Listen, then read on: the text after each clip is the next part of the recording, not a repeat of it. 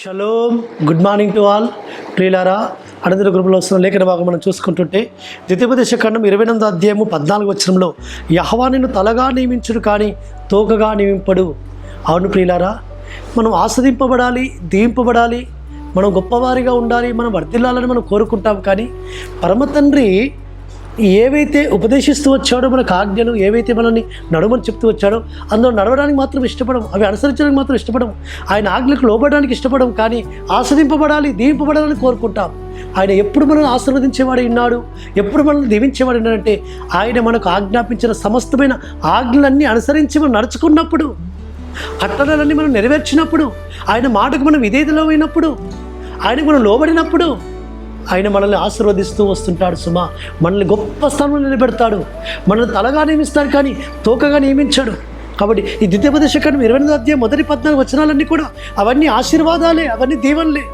అవన్నీ కూడా మన మీదకి రావాలి అంటే మనము ఆయన మాటకు విధేయులము కావాలి, ఆ ఆజ్ఞలు మనం అనుసరించి నడుచుకోవాలి. అప్పుడు పరమతండ్రి అంటాడు, సమస్త భోజనం ఎదుట, సమస్త జనాంగం ఎదుట నిన్ను గొప్పవాడిగా వస్తాను అంటున్నాడు. నువ్వు తలగా ఉంటావు కానీ తోకగా ఉంటావు, నువ్వు అప్పిచ్చేవాడిగా ఉంటావు కానీ అప్పు చేయవు. పరమతండ్రి ఇంకేమంటాడంటే నువ్వు పైవాడిగా ఉంటావు కానీ కిందివాడిగా ఉంటావు. ప్రియులారా, పరమతండ్రి ఈ ఆశీర్వాదాలు మన జీవితాలు సదింపు చేయాలని ఆయన ఆశపడుతున్నాడు. నా బిడ్డలు ఉన్నతంగా ఉండాలి, ఉన్నతమైన స్థానం నిలబడాలి, వారు తలగా ఉండాలి, వారు అనేకులకు అప్పియాలి కానీ వారు అప్పు చేయకూడదని ఆయన ఆశపడుతున్నాడు. అవన్నీ కూడా మన జీవితాల్లో నెరవేరుస్తాడు ఆయన.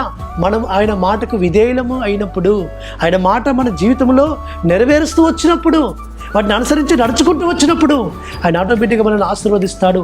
మన యొక్క సమస్తమును ఆయన ఆశీర్వదిస్తాడు. ఎందుకంటే మనం పట్టణంలో దీవింపబడతాం, పొలంలో దీవింపబడతాం, మన పిండి పిసికి మన గంపయు మన తొట్టి దీవింపబడుతుంది. మనము బయట వెళ్ళినప్పుడల్లా, లోపలికి వెళ్ళినప్పుడల్లా కూడా పరమతండ్రి మనల్ని దీవిస్తాడు, ఆశీర్వదిస్తాడు. యెహోవా మెస్సీయ మన ఎదుటటువంటి సమస్త జనులను ఆయన పారదోలుతాడు, మన శత్రువు లేకుండా మనకు చేస్తాడు.